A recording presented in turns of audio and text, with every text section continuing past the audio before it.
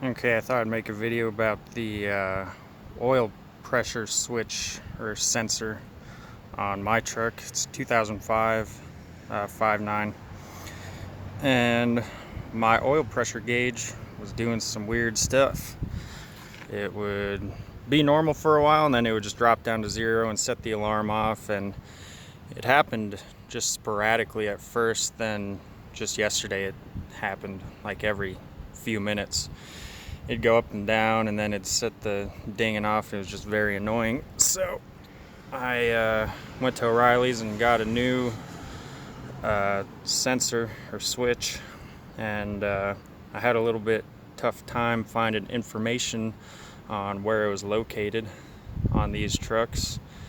So I thought I'd share it with you, because on the second gens, they're located right below the plug for the ECM, which is right down there. But on these trucks, it's not there. There's nothing there except the plugs and the ECM.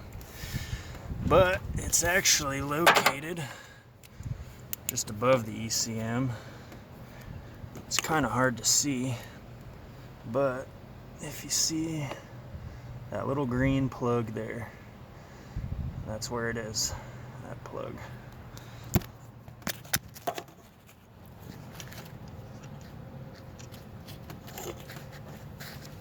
Right there, that plug. And that little plug's got, it's a red tab on top that you got to slide out. So if you on top, I guess depends on which way the plug's turned, but on one side of the plug there's a little tab and you got to slide it out, then push down on another little tab to pull it off.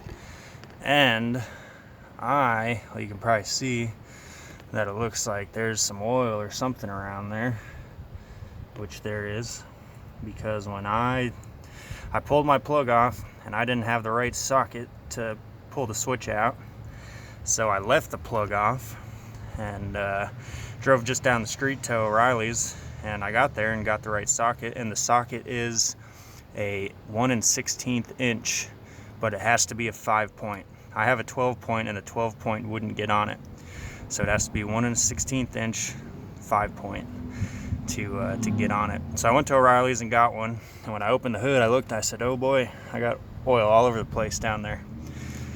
So I think that's why the switch was bad, because it was letting oil out of the switch and into the harness.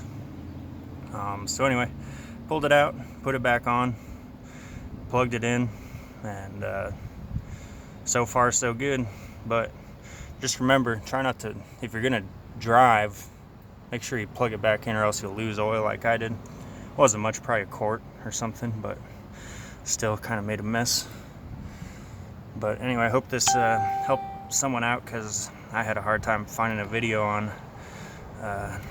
locating the switch and stuff. And when you pull that switch out, make sure you have the other one ready pretty quick to throw back in there, because you'll start losing some oil. Not too fast, but it'll start dripping out of there. So when you get it out, make sure you plug that other one in quick.